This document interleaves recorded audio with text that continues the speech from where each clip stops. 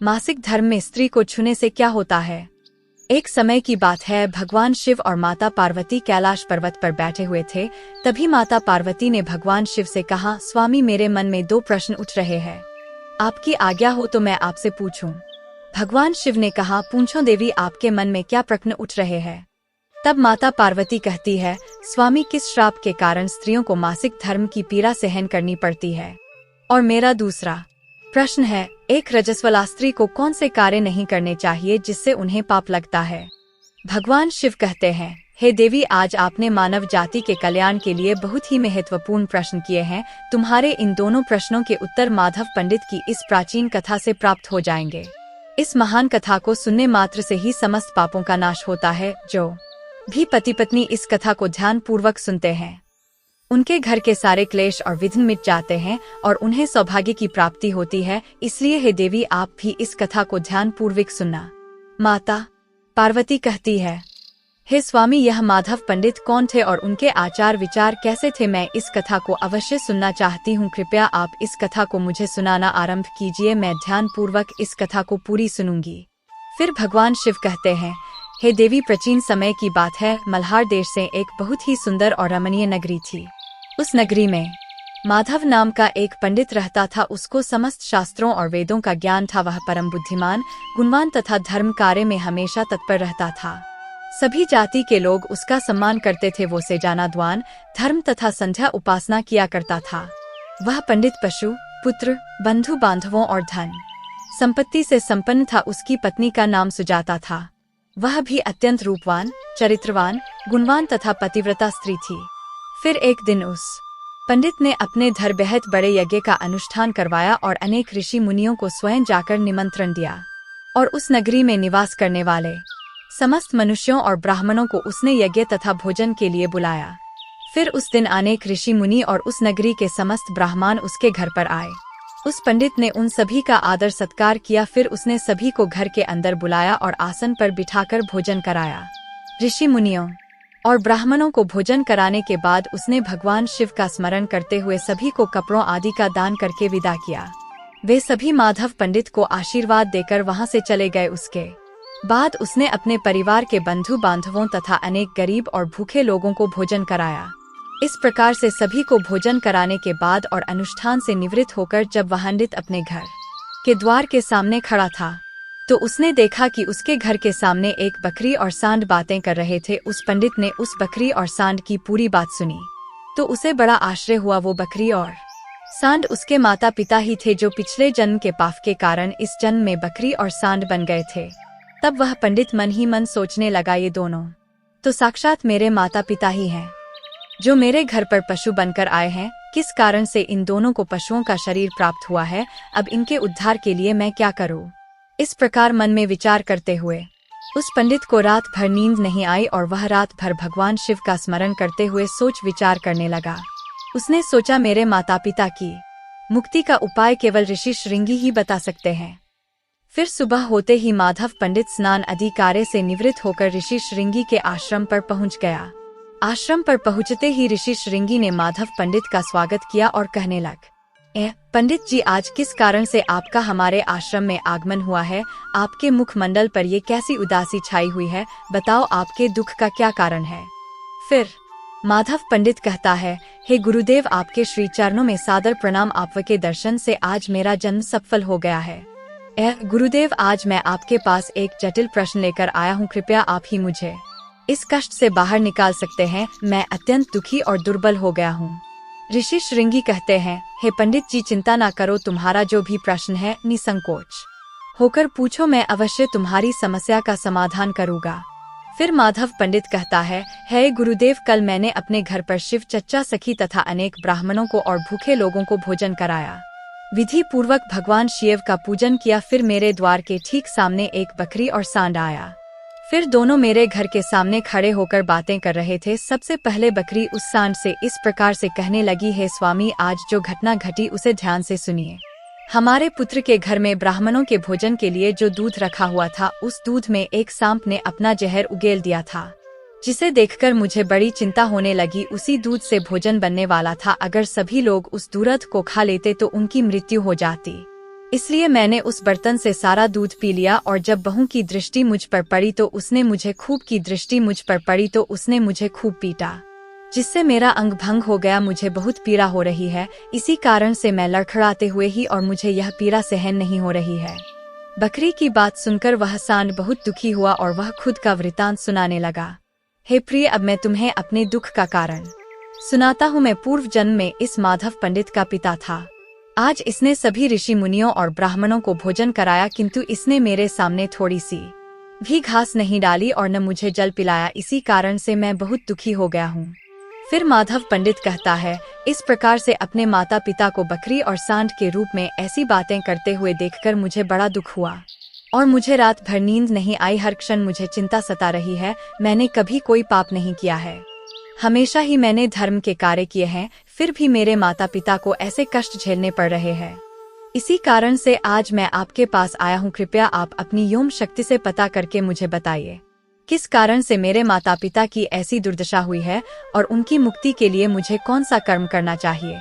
फिर ऋषि श्रृंगी ध्यान लगाकर उस पंडित के माता पिता के पूर्व जन्म के कर्मों को देखते हैं, और पंडित से कहने लगते हैं, हे पंडित, तुम्हारे माता पिता ने पिछले जन्म में घोर पाप किया है। इस पाप के कारण आज उनकी ऐसी दुर्दशा हुई है। फिर पंडित कहता है, हे दुर्दशा हुई है। फिर पंडित कहता है, हे गुरुदेव, किस पाप के कारण मेरे माता पिता की ऐसी दुर्दशा हुई है, कृपया विस्तार से बताइए, मैं जानना चाहता हूँ। फिर ऋषि श्रृंगी कहते हैं, हे पंडित, तुम ध्यान से सुनो। यह सांड जो तुम्हारे पिता है, यह पिछले जन्म में रामनगर के श्रेष्ठ पंडित रहे हैं। इन्होंने एक दिन पूर्णिमा का व्रत करके भोजन किया था। पूर्णिमा के व्रत के दिन इसने दाल धर्म भी नहीं किया। इसने अपने द्वार पर आए हुए भूखों को कभी भोजन नहीं खिलाया। इसने अपने पितरों का श्राद्ध तर्पण भी विधि पूर्वक नहीं किया। तुम्हारे पिता ने पिछले जन्म में मासिक धर्म के दौरान ही तुम्हारी माता के साथ संबंध बनाया था, और इसी पाप के कास इसे इस जन्म में सांड का रूप प्राप्त हुआ है। अब तुम्हारी माता के बारे में सुनो। तुम्हारी माता ने रजस्वला होते हुए भी भोजन बनाया। मासिक धर्म के दौरान ही इसने भगवान की पूजा की, तुलसी को जल चढ़ाया। रजस्वला होते हुए भी इसने भगवान को भोग लगाया। इसी कारण से इसे महापाप लगा है। मासिक धर्म के दौरान स्त्री 3 दिनों के लिए अपवित्र हो जाती है। मासिक धर्म के दौरान स्त्री हो जाती है। मासिक धर्म के दौरान स्त्री को पूजा पाठ नहीं करना चाहिए। स्त्री को इन 3 दिनों में अपने बाल भी नहीं धोने चाहिए, इससे पति की आयु कम होती है। मासिक धर्म के दौरान पेड़ पौधों को भी स्पर्श नहीं करना चाहिए। रजस्वला स्त्री के साथ संबंध भी नहीं बनाना चाहिए। जो पुरुष रजस्वला के साथ संबंध बनाता है उसे ब्रह्मा हत्या का पाप लगता है। जो पुरुष रजस्वला के वस्त्रों को स्पर्शा करता है उसे भी घोर पाप लगता है। रजस्वला स्त्री के शरीर में 3 दिनों तक ब्रह्मा हत्या का पाप निवास करता है, और चौथे दिन ही वह स्नान करके पवित्र हो जाती है। चौथे दिन स्नान करने के पश्चात रजस्वला स्त्री को अपने पति का मुख देखना चाहिए, अन्य किसी पुरुष का मुख नहीं देखना चाहिए। यदि पति समीप न हो तो सूर्य देव के दर्शन करने चाहिए। ऋषि श्रृंगी कहते के दर्शन करने चाहिए। ऋषि श्रृंगी कहते हैं, हे पंडित, इसी पाप के कारण तुम्हारे पिता को सांड और तुम्हारी माता को बकरी का जस्क प्राप्त हुआ है। माधव पंडित कहता है, हे गुरुदेव, अब आप मुझे अपने माता पिता की मुक्ति के लिए उपाय बताइए। ऋषि श्रृंगी कहते हैं, है उपाय बताइए। ऋषि श्रृंगी कहते हैं, हे पंडित, तुम किसी भी अमावस्या के दिन अपने माता पिता की मुक्ति के लिए श्राद्ध तथा तर्पण करो और दान धर्म करो, गायों की सेवा करो और अपने माता पिता की मुक्ति के लिए भगवान से प्रार्थना करो। फिर वह पंडित वही करता है। फिर उसके माता पिता को समस्त पापों से मुक्ति मिलती है। फिर भगवान शिव माता पार्वती से कहते हैं, हे देवी, मैं तुम्हें रजस्वला स्त्री को कौन से कार्य नहीं करने चाहिए इस विषय में बता दिया। अब मैं तुम्हें बताता हूँ किस कारण से स्त्री को मासिक धर्म से गुजरना पड़ता है। सतयुग में कालकूट नाम के प्रसिद्ध असुर हुआ करते थे। दानव होने के कारण उनका स्वभाव उग्र था और वे हमेशा ही युद्ध करने के लिए तत्पर रहते थे। फिर एक दिन सभी दानव वृत्रासुर के साथ मिलकर स्वर्ग लोक पर चढ़ाई करने लगे। उन असुरों के पास भयंकर शक्तिशाली अस्त्र शस्त्र थे जिनका देवता सामना न कर सके और भागकर ब्रह्मा जी के पास चले गए। फिर ब्रह्मा जी जन असुरों को परास्त करने का उपाय बताते हुए कहा है, देवराज इंद्र, तुम इसी क्षण महर्षि दधीची के पास जाओ। वे उनके शरीर की हड्डियों से तुम्हें अस्त्र शस्त्र प्रदान करेंगे। उन्हीं अस्त्र शस्त्रों का प्रयोग करके तुम उन असुरों का वध कर सकोगे। फिर सभी देवता महर्षि दधीची के आश्रम पर जाते हैं और उनसे प्रार्थना करके अस्त्र शस्त्र प्रदान करने की विनती करने लगते हैं। फिर संसार के कल्याण के लिए महर्षि दधीची अपने शरीर की हड्डियों से अस्त्र शस्त्रों का निर्माण करते हैं और उन्हीं अस्त्रों में से एक वज्र नाम का अस्त्र होता है, जिन्हें देवराज इंद्र धारण कर लेते हैं। फिर सभी देवता उन असुरों से युद्ध करने के लिए निकल जाते हैं। देवता और असुरों के बीच भीषण युद्ध होता है। सभी देवता आकाश में असुरों से युद्ध के लिए इकट्ठा हो जाते हैं और प्रहार करने लगते हैं। अग्निदेव अग्नि के प्रहार से दैत्यों को जलवसे लगते हैं।